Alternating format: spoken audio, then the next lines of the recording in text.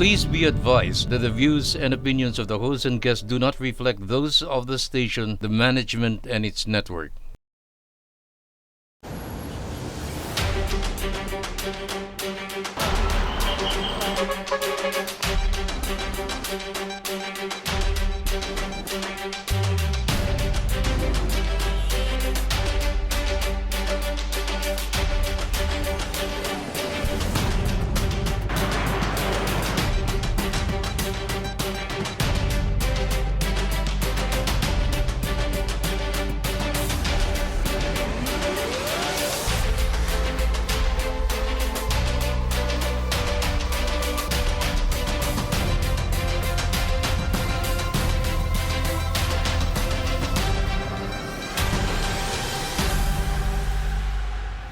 Face the Nation. Good day, ladies and gentlemen, and welcome to another episode of Face the Nation. I am Laurelyn Garcia Velarde, and joining us today is the representative of the United Senior Citizens Party List, Congresswoman Milagros Aquino Magsaysay. Magandang araw po sa inyo. Magandang araw sa inyo at saka magandang araw sa mga nakikinig. Yes, it's very timely to have you in our show this week kasi po kamakailan lamang po ay napirmahan na po ng ating presidente ang tinatawag po nila, or syempre ito po ay para po sa benepisyo ng ating mga senior citizens, ang Republic Act 11982 or Amendments to the Centenarian Acts. Ito nga po yung pinakahihintay nga po ng lahat kasi sabi nila, yung mga centenarians, nakakatanggap nga daw po ng 100,000, pero ilan na nga lang ba yung nakakatanggap ng 100,000? So, sa pagkapirma ng presidente po natin na ito, makakatanggap na din po ng benepisyo na halagang 10,000 kung ang senior citizen po natin ay 80 years old, 85. Ito po ang tinatawag natin ng mga octogenarians. At syempre, kung sila ay 90, 95, makakatanggap din po sila ng 10,000 pesos. So, napakagandang balita po nito na kayo na po ang maghatid ng mensahe na para sa ating mga senior citizens. Yes, magandang balita sa atin mga senior citizens, yung pagkapirma ng ating mahal na Pangulo, Ferdinand Marcos Jr., yung batas na po, yung sa Centenarian Amendment Act. Ito po ay pag 80 years old na kayo, 85, 90, and 95, makakatanggap po kayo ng 10,000 pesos. So yung mga 79 ngayon, magparehistro na para pag 80 kayo, makakatanggap na po kayo.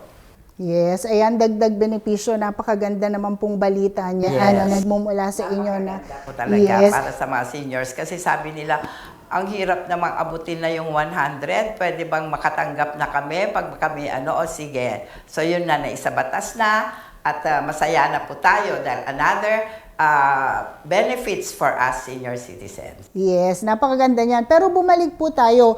Once po ang isang individual ay naging senior citizens, nakakatanggap na po talaga sila ng 20% discount.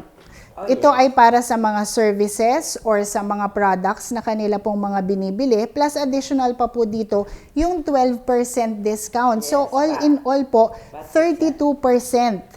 So ito po ay applicable sa mga gamot, Yes. sa kanilang mga binibili sa grocery. Yes. Pero gusto ko lang pong liwanagan ninyo, sa grocery, iba po ang discount na nakukuha po nila. Pero ito po ba, medyo mababa po. Pero alam ko po, kayo po ay may isinusulong na gusto nyo din po na mapataas po sana natin ang benepisyo. Kasi alam mo, basic commodities po ang pinag-uusapan natin dito. Syempre naman po, hindi lahat ng senior citizen merong kakayanan na mabili. At kung sila po ay makakadagdag ng benepisyo na baka mas lesser yung babayaran nila, makakatulong sa pang-araw-araw nila. Ano po ba yung mga isinusulong ninyo na sana madagdagan naman po para sa mga seniors? Ito, 4 weeks namin inimbestigahan yung mga establishments na hindi tumutupad, hindi nare-respeto ang batas 9994. So, ang ginawa namin, nag-imbestiga kami at nagpunta lahat ng mga establishments at napag-alaman namin na yung iba talagang hindi nire-respeto. So ngayon, maliwanag na ang nasa RA 9994 yung diskwento ng mga senior citizens na una 12% VAT exemption and 20% senior citizens discount. Ito po kung sumahin mo kasi una namang maaalis muna yung VAT na 12%.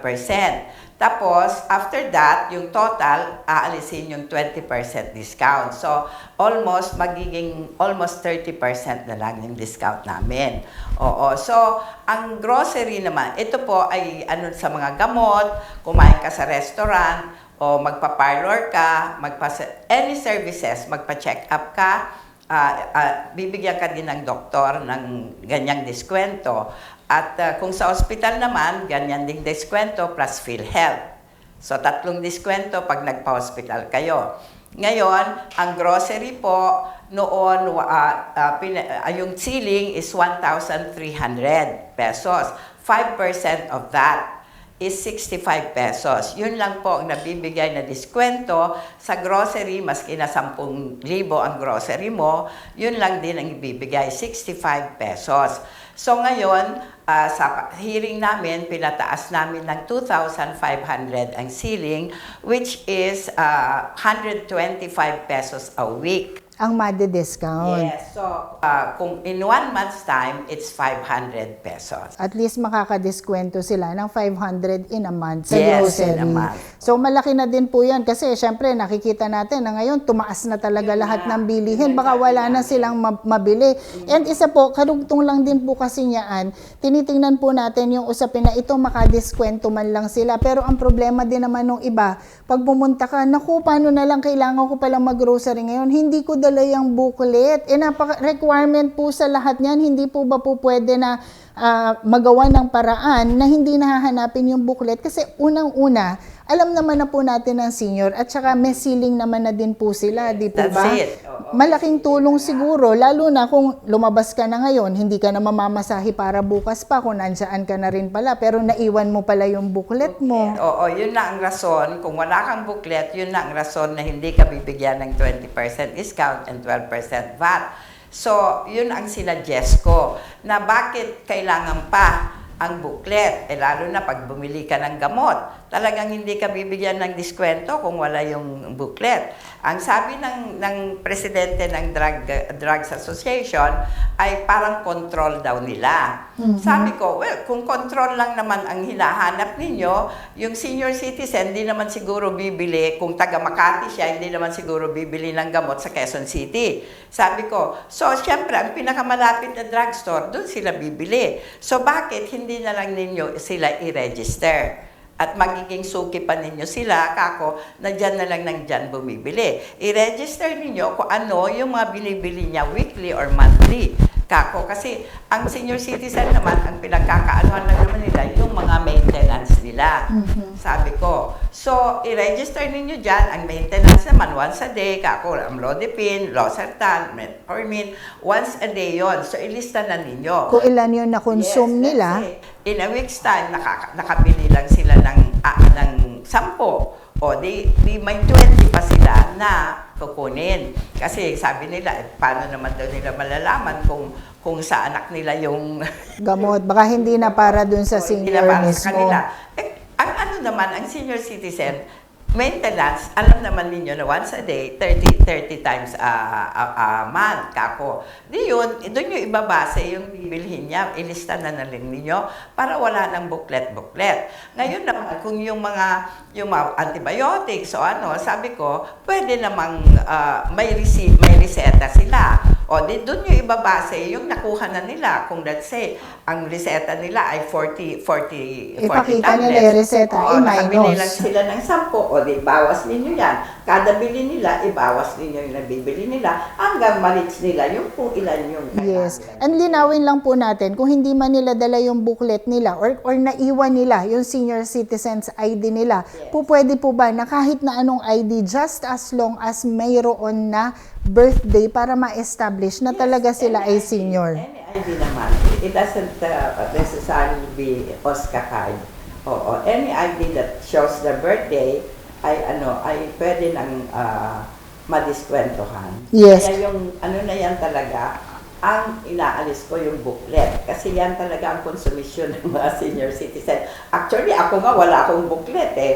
Kaya kaya madalas hindi ako nabibigyan ng discount.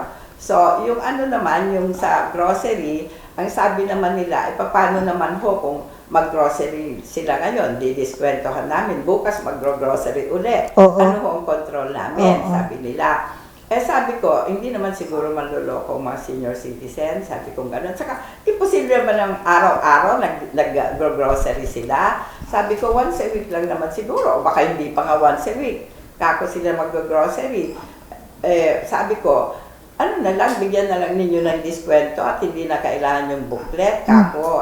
Ano lang ba naman yan, kako? At 65 pesos. Yes, ang laki-laki ng kinikita nyo. Ano lang ba naman yan na ibibigay na lang sa mga senior citizen? Sabi ko, para gumaan naman ang buhay nila. Yun ang sabi ko sa hearing. So, yun. I hope mawawala talaga yung booklet na yan. Kasi consumption ng mga senior citizen.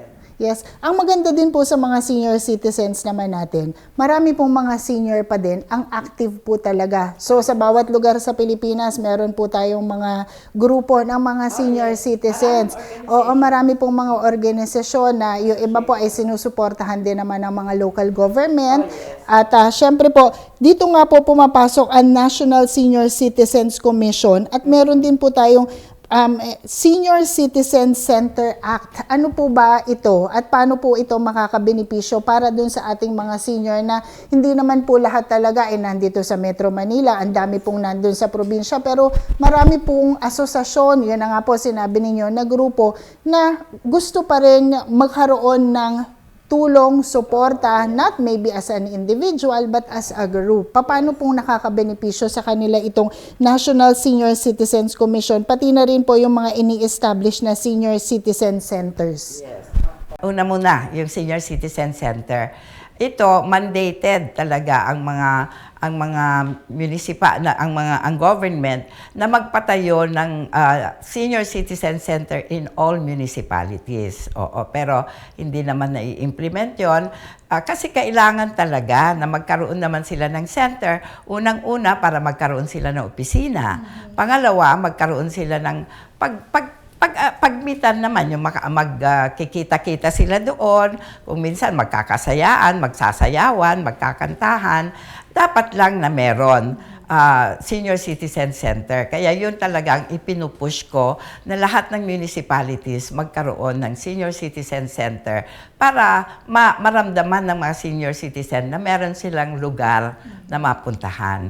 Ngayon naman yung National Commission of Senior Citizens, a Commission on Senior Citizen, ito po ay nung 17th Congress, talagang pinagpilitan namin na ma-create. So, awa ng Diyos, na-create ito kasi hindi ko naman sinasabi na hindi naaasikaso ng DSWD ang mga senior citizen. Pero napakadaming sektor talaga ang inaalagaan ng mga senior ng DSWD. So, mas maganda na yung may sarili kami at ito po ang mag-aalaga na itong commission na ito ang mag-aalaga na sa mga senior citizens sa lahat ng programa, projects at mga benepisyo ng senior citizen. Ito na ang magbibigay sa kanila. Oo. Ito meron talagang particular. Yes, ito para lang sa mga senior citizens talaga, para maalagaan sila ng mabuti. Ilan na po ba ang number ng senior citizen dito sa Pilipinas?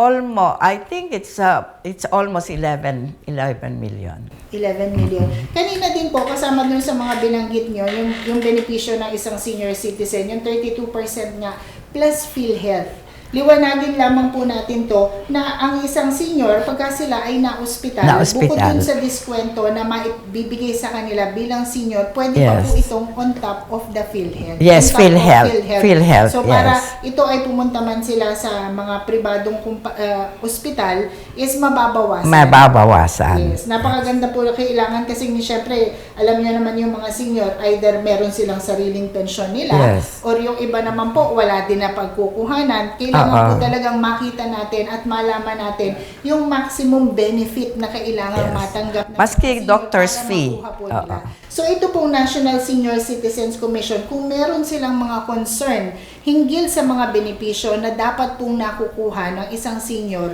doon po sila po pwedeng lumapit para Yes. humingi po ng tulong. Yes, oo. Pero sa ngayon, nasa DSWD pa.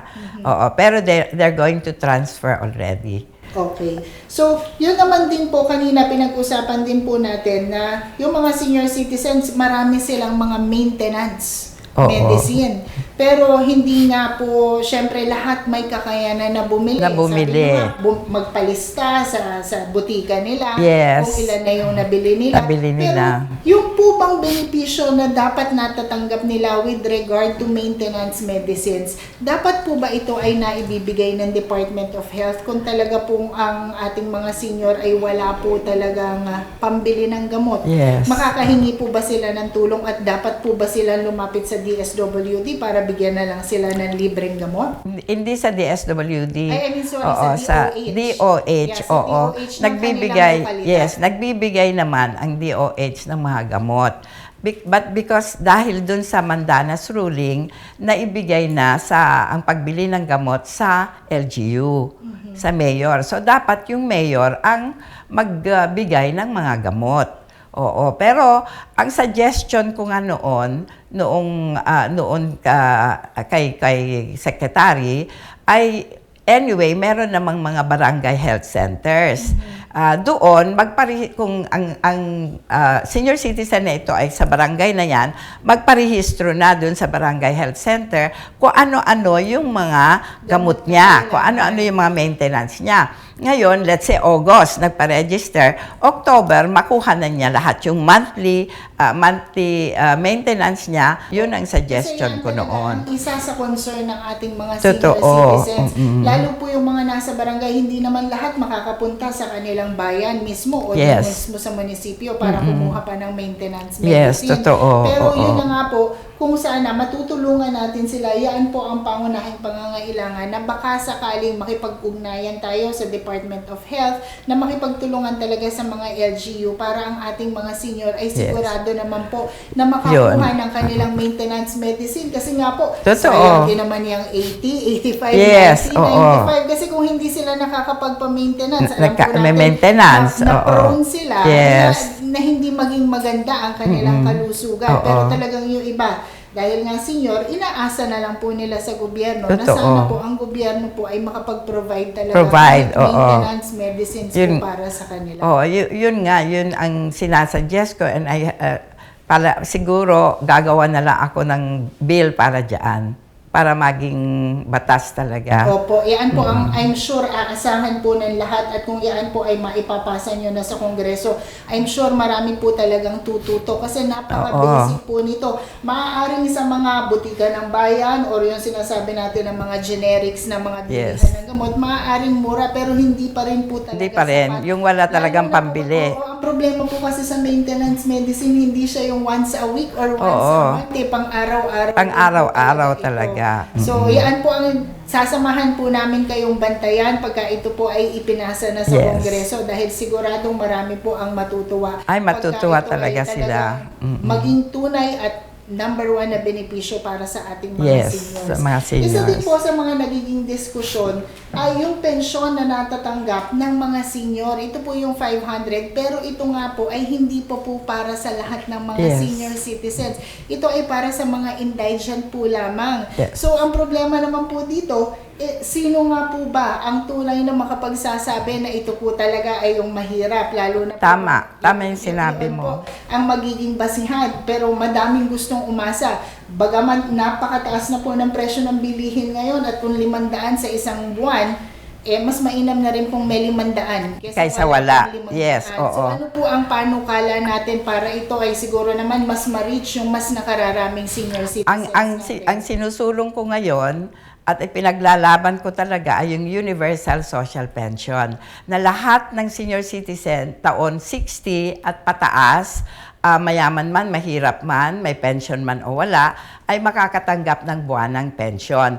So, kinagagalak kong ibalita sa aking mga senior citizens na ito ay aprobado na at malapit na naming makamit ito dahil umuo na po ang ating mahal na Speaker, Martin Romualdez, at binigyan na po tayo ng pondo. At gusto niya maiplenaryo na ito sa lalong madaling panahon ay sa APRO para mapondohan na. Kasi may pondo na ito. Sinabi ni Speaker na pondohan na. So, may pondo na ito at pupunta na sa plenaryo. Okay, napakaganda pong pakinggan na ito ay hindi na lang para sa iilan na, sinasabi po natin na mahihirap. Yes. Kasi kung ito ay makakatanggap ka ng benepisyo bilang isang senior. Naman na. Whether sabi nga po mayaman ka o mahirap, ito na siguro yung at least matanggap mo lang. At least matanggap, masabi man lang nila na may galing sa gobyerno na para sa kanila.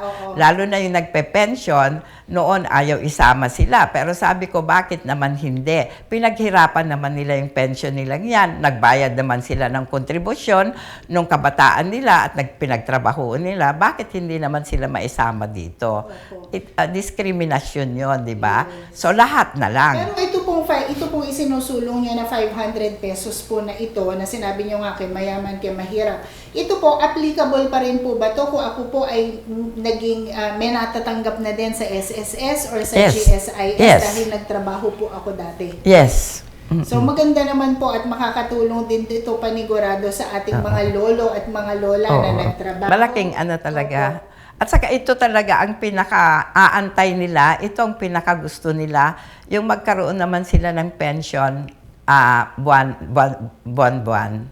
Yes. Ngayon po, ito po nga, you being the representative of United Senior Citizens Party List, it is your first term here representing the United Senior Citizens Party List. Ano po ang mga programa na ating ginagawa ngayon at mga proyekto para sa atin pong mga senior on top of all these bills na ipinapasa po natin dun sa Kongreso? Alam niyo po, ang mga senior, kahit sabihin nating senior yan, kung ang active niyan, gusto nila palagi meron silang mga activities gathering together kasi unang-una, it helps them physically, mentally, to keep at pace, di ba? That's right. So, ano po yung ibang mga projects po natin para sa kanila? Well, noon, may project kami na na binibigay ng SM, yung once a month, bibigyan kami ng space doon at magkakaroon naman kami ng panahon para magkasiyahan, magsayawan, pero nahinto nung pandemic. So, ngayon, iyaano ko uli para bumalik yon kasi yon ang inaantay ng mga seniors. Ang talagang project ko na galing sa akin ay yung medical assistance. Na kung sila ay ma-hospital, ma-operahan, or any medical needs, nandito lang po ang aking opisina, ang United Senior Citizens Party List, na magbigay ng tulong sa kanila. Actually, alam mo, ang dami-dami talagang nagme-message sa akin, nagte-text na hanggang madaling araw, sinasagot ko, humihingi ng tulong. Ang dami-dami kong mga pasyente na natutulungan na hindi ko sila kilala, hindi ko sila nakikita. Basta humingi sila sa akin ng tulong, hindi ko pwedeng hindi sila tutulungan. Yan po kasi sa inyo bilang isang party list, ibig sabihin, hindi po kayo limitado sa isang distrito lang. Buong Pilipinas. Po ito. So, ibig po sabihin, yung mga humihingi po sa inyo ng tulong, ikino-coordinate nyo na lamang po sa mga LGU o sa mga... Hindi. Ako mismo ang nagbibigay ng referral. Kasi meron naman akong pondo para dyan sa medical assistance, sa DOH, at yung financial assistance sa DSWD. So kung may humingi ng tulong nasa hospital, pinapagawan namin ng GL papuntang DOH, at yung DOH, diretso na naibibigay sa hospital. Yes. Alam mo, ito... Guarantee letter yung GL. Gusto ko ding malaman, ito bang ating mga seniors natin ngayon, mga high-tech na din ba sila? Pag sila ba humingi ng tulong ngayon, online na din po yan, pero nakikita ko po kasi din sa kayo din po, may mga social media sites na din po kayo. Ito bang mga seniors, mga nagfe-Facebook na din ba yan? Mga nagme-message na ba yan? Yes.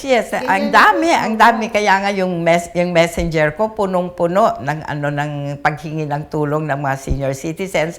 At itong opisina ko rin, punong-puno sa pagdating ng mga senior citizens dito. Sabi ko nga lang, itong week na ito, dahil alauna na yung session namin, ay huwag muna silang pupunta. Pero in spite of it, meron pa rin mga pumupunta. So, dito o sa messenger ko, hanggang madaling araw nagsasagot ako ay makakahingi sila ng tulong. Ngayon, high-tech na at messenger na din ang ginagawa. Oo, yes. Oo. Kaya text. Oo. Ngayon naman, yung financial assistance, ay mabibigyan ko naman sila ng tulong, yung mga walang pambili ng pagkain, walang pambili ng gamot, o kaya walang pagpalibing, doon naman pumapasok yung financial assistance ko. Yes, napaka-informative po ng ating discussion. Kung ibabalik ko lang kanina dun sa mga basic na benefit na natatanggap po nila. Meron naman tayo syempre yung mga senior citizens pa rin. Sabi natin kahit na matanda na tayo, kailangan din naman, we have to take care of ourselves. We have to enjoy our lives din naman. That's Not necessarily you have to spend so much Yes, all the time. yes. Ibig po sabihin, kung sila po ay mag-hotel, may benepisyo po sila. Dapat Meron. po ba dahil pwede nilang hinga ng discount yung pag-hotel accommodation Meron. nila, not necessarily for a 5-star hotel, Yes. pero applies to the 32% pa din Yes, po yan. 32%. Tapos nakita ko din po, isa din po nun sa mga isinusulong nyo ay yung lifetime validity of passports. Passport, yes, So ano oo. po ba ang ibig sabihin nito na hindi na sila Hindi na sila magre-renew. Kung ano yung last passport nila nung senior sila, yun na po yung hindi na magre-renew ulit. Yes. Lifetime validity na yon. Yes, kasi syempre baka yung mga senior natin, nagtrabaho sila ng matagal na panahon and they deserve din naman itong mga benepisyo na ino-offer natin sa kanila. Totoo. Lahat na makabubuti ng buhay ng senior citizen, yun talagang tinitingnan ko. Kasi hangga't maaari, gusto ko mabigay lahat ang benepisyo para sa ikabubuti ng buhay nila. Pero alam mo naman kung minsan medyo anong budget natin. Yes, opo, dun po talaga palagi tayo bumabalik sa limitasyon ng pondo. Kung ano Yes. yung maaaring maibigay pa ng gobyerno. Pero sabi ko nga po, bilang isang party list na katulad ninyo, kung maisusulong nyo po yung talagang dagdag na benepisyo na lagi naman pong may kaakibat na pondo galing sa gobyerno, is malaking tulong po ito para sa ating mga senior Kaya yan, citizens. lahat talaga pinag-aaralan ko na lahat ng batas na ipapanukala ko ay talagang makabubuti sa buhay ng mga senior citizens. Yes. Kasi hindi naman lahat mayaman, di ba? Yes. Daming mahihirap na dapat naman mag-enjoy na sila sa buhay nila. Yes. Kung gaya ng ibang senior citizen, kayo po representative. Hindi po lahat looking young, feeling young. Ano po ba ang secret nyo, Kong? Alam Kasi mo? syempre, alam mo, sila gusto din naman nila when I'm 60, 65, 70, 75, baka naman po pwedeng maganda pa rin ako, Yes. physically fit pa din ako. Baka naman po pwede kayong mag-share sa ating mga lola para sila ay patuloy na maging looking young at Yes. feeling young. Alam mo, yun ang palagi kong sinasabi sa mga senior citizens na huwag niyong payagan ang sarili niyo na tumanda. Always, kako, be prayerful, tapos maging masaya kayo palagi, laging nakangiti. Kako para hindi kayo tumanda, hindi kayo pumangit. At mag-ayos naman kayo, hindi naman kailangan mag-makeup kayo ng mga mamahalin, pero mag-ayos naman kayo, ayusin ninyo yung mga buhok nyo, ayusin ninyo ang mukha nyo, magpolvo naman kayo, mag-lipstick naman kayo, para naman maayos at hindi kayo iwanan ng mga asawa nyo. That's Yun ang sabi very ko. true, Kong. Oo. It's a good discussion that we have your last and parting words message po sa ating mga lolo at lola na ngayon po ay nadagdagan ang kanilang benepisyo dahil na rin syempre nandito kayo sa Kongreso na tinitingnan pa rin kung ano pa ang maaaring maging benepisyo ng ating mga lolo at lola na talaga namang nandiyan ang respeto natin dahil sabi nga nila, kabataan ang pag-asa ng bayan. Yes. Pero syempre, nandiyan ang lolo at lola na Yes. nag-lay down ng ground para marating natin kung ano yung meron tayo. Tama. Your message po for our senior Yes. citizens. Mga mahal kong senior citizen, andito lang ako, andito ang United Senior Citizens Party List na makikipaglaban para sa inyong karapatan, kapakanan at benepisyo. So makakaasa po kayo na habang nandito po ako ay hindi ko kayo iiwanan at tutulungan ko kayo ng mabuti. Thank you very much, Kong. And that concludes our discussion for this week together with the representative of United Senior Citizens Party List, Congresswoman Milagros Aquino Magsaysay. This is Face the Nation.